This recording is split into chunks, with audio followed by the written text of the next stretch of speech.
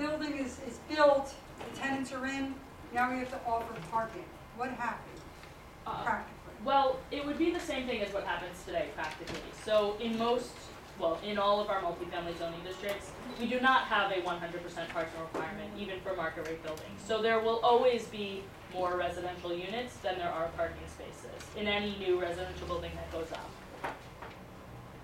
Today, we have lower parking requirements for affordable units than we have for market rate units. So even today, in an 80-20 building, you have a parking requirement for the market rate units, and you have a parking requirement for the affordable units, and that generates, let's say, 50 spaces, and all of those 50 spaces get built as part of one parking garage within the building.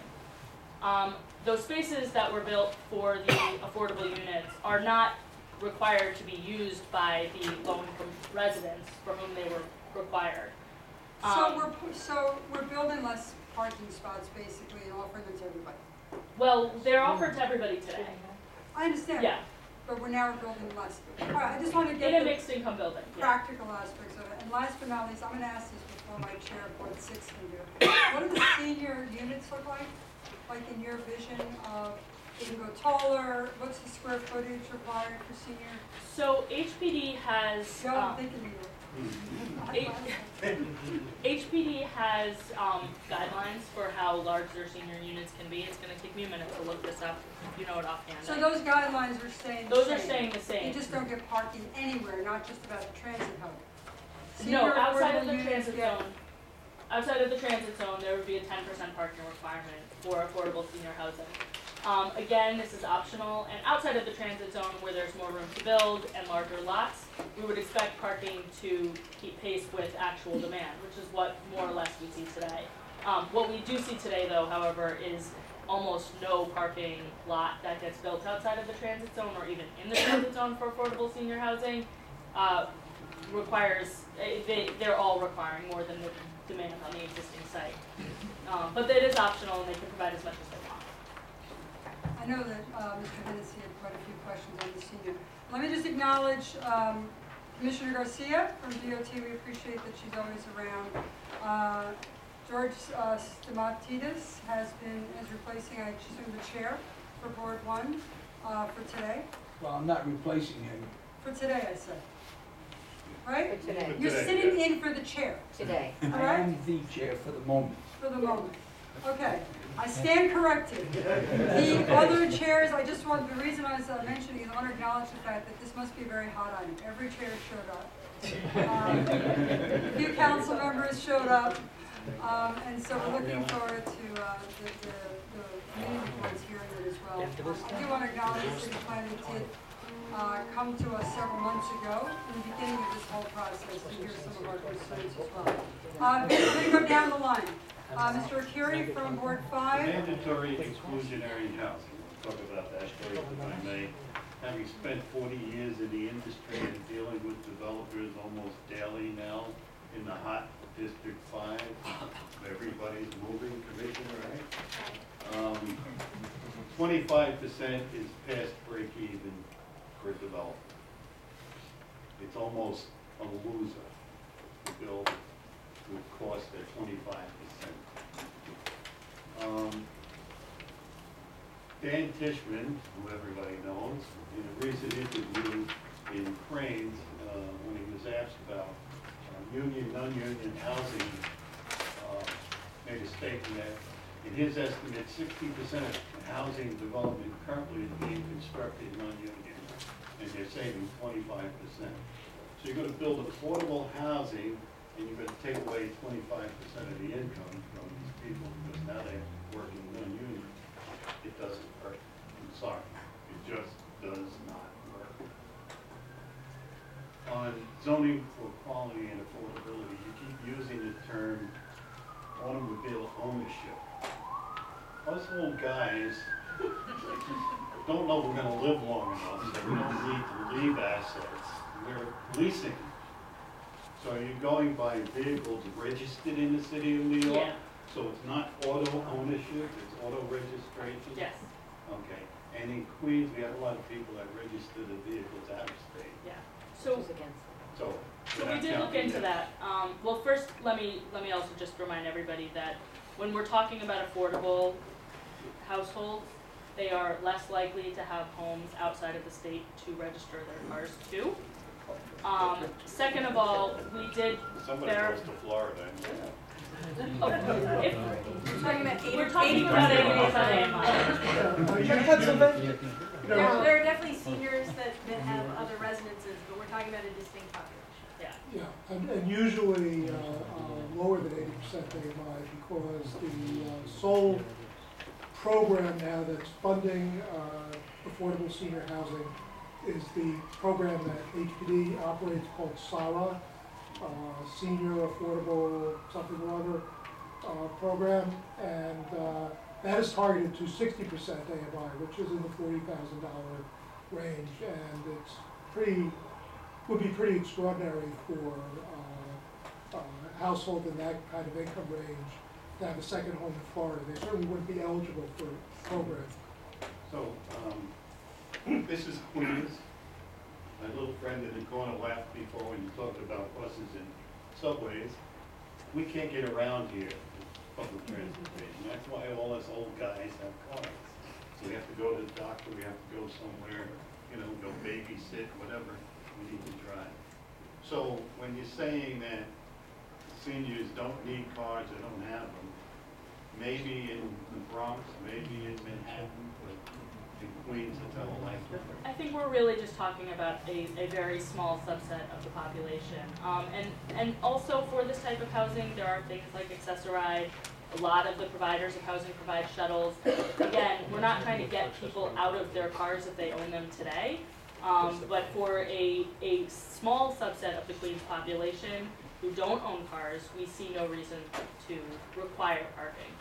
We're talking about people who are moving into affordable housing, or people who don't have a lot of income. Often they have to move into affordable housing because they can't afford to keep up their existing home, which is too large and too expensive for them. And there is a huge demand. Tens of thousands of people apply every time one of these buildings opens.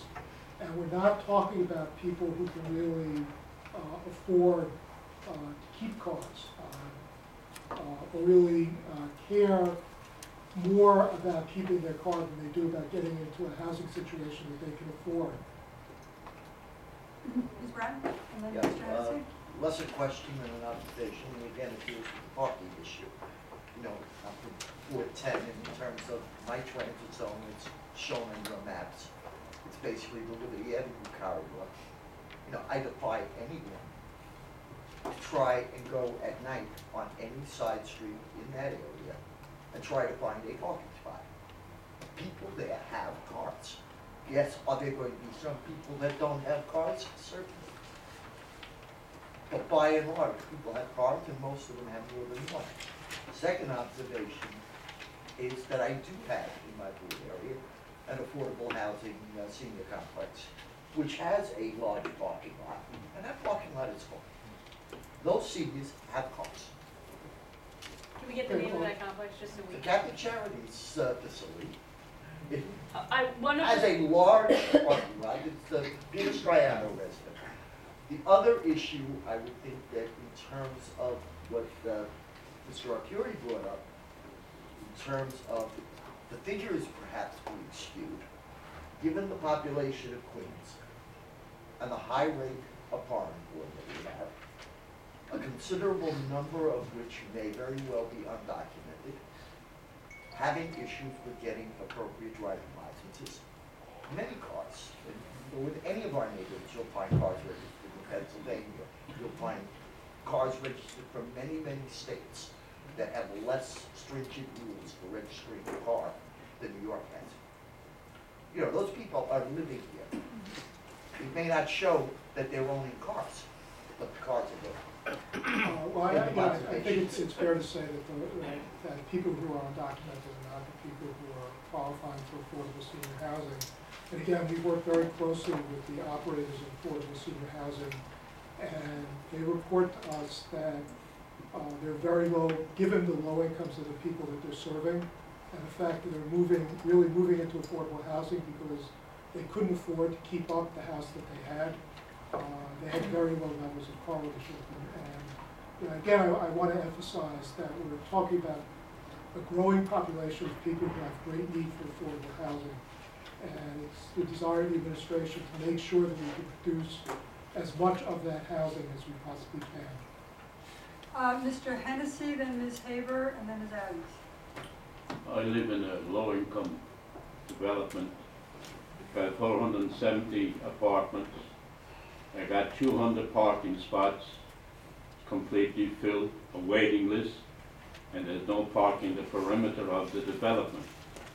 To tell a senior citizen, you no longer can have your car, even if I can afford to move into affordable housing, and I gotta give up my car, it's the last thing I want to give up. That car takes me to the beach, Jones Beach, Rockaway Beach.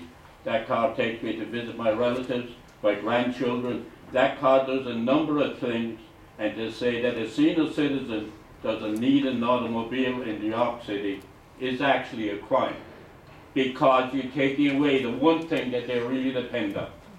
Nice living, beautiful apartment, that's terrific, but is it a jail? Public transportation doesn't serve the purpose, and I live in the corner where I got about 3 buses operating, but that still doesn't do the service. At 3 o'clock in the morning, if somebody has to go to a doctor or to an emergency unit on Queens Boulevard, how are they going to get there? The automobile. Somebody works part-time and they job to keep their income up. They use their car to get to that location. Please don't tell me take the bus. When it's snowing outside, heavy rain, they take the buses off the road. Please don't tell me take the subway if you've ever stood on Continental Avenue to go and get on the train. Senior citizen with disabilities, what are you telling them? Tough look, you gotta stay in your apartment, you can't use public or use transportation anymore. They've had that automobile all their life. Maybe it's a classical automobile. They don't want to give it up. You're asking them to give up a source of reaching out to their friends and to their family. Not by public transportation, because that doesn't do the purpose. Somebody lives in Long Island, you want to go and see them? Maybe they're not close to a train. They say half a mile to walk is a half a mile and a half hour to get which? To get to public transportation. Are we serious? As senior citizen? Are we really serious in New York City that you're going to tell the people that built this city, sorry, you gotta walk or you gotta travel a half hour or a half a mile to get to public transportation, which may or may not be. Have you ever stood on Askin Avenue or Continental Avenue and Queens Boulevard at this time of night?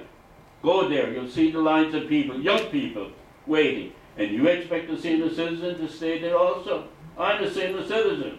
You take away my car, you take away my life. We're not- No, but if I want to get into your building, With you all- say no, and where am I going to park the car? I'm going to park it on the street. And there's no parking on the street. Somebody got to get realistic around here. This is terrible. You telling us, I want to move into affordable housing, beautiful. But hey, Joe, you got to give up your car. And we'll give you a beautiful apartment at a certain location. You're thinking Manhattan. This is Queens. This is Queens. Can I just ask a point of clarification? So if you have a senior building, that's a 0 spot? If it's in the transit hub? In the transit zone, there would be no required parking, yes. I'm assuming that part may be up for discussion as we travel. And all of this is up for discussion. I mean, you know. Obviously. I mean, you understand how it's almost, it's worse because it's 0, right? At least in the affordable building where it's 80/20, 70/30, you're building 70% of the parking spaces, which everyone can compete for, I guess, in a lottery or however they do it. But in the senior, It's there's no marketed choices. by the operator, yeah. Yes. The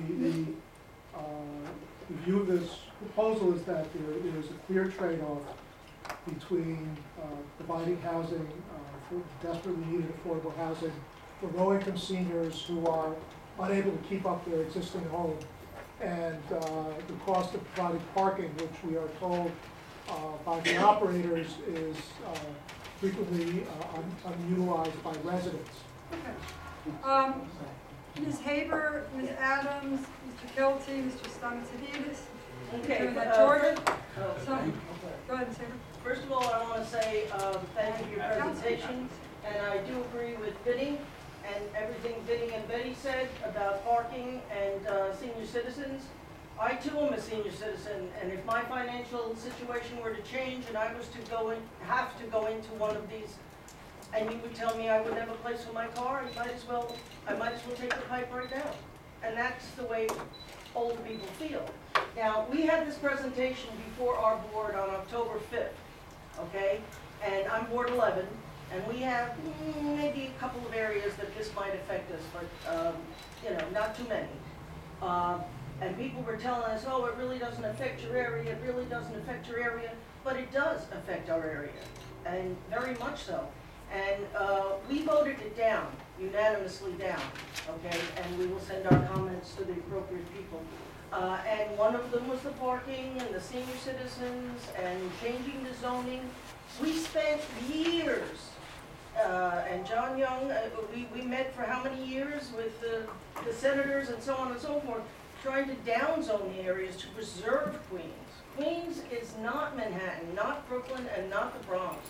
It doesn't have some areas do not have the public transportation that, you know, you need your car. There's no question about it. And if you have an 80-20, I just have a simple question to ask. If you have an 80-20 building and you're saying 80 is market and 20 is affordable, and you're gonna offer parking to the 80%, Well, the parking is offered to anybody in the building, it's just who pays for it. okay, all right, so it would be I mean, that's the offered to problem. both, but Yeah. you would have, let's say you have 100 tenants, and you're only gonna provide 25 spots. Which is what it is today. I mean, we have, you know, Yeah. parking requirements are not, you're never guaranteed a parking spot when you move into an apartment building. Oh, I It goes to the understand highest that, I bidder, understand that, you so. have to pay for it. But Yeah. in new apartment buildings, parking generally costs about $300 a month, and it's, Well, if it's it's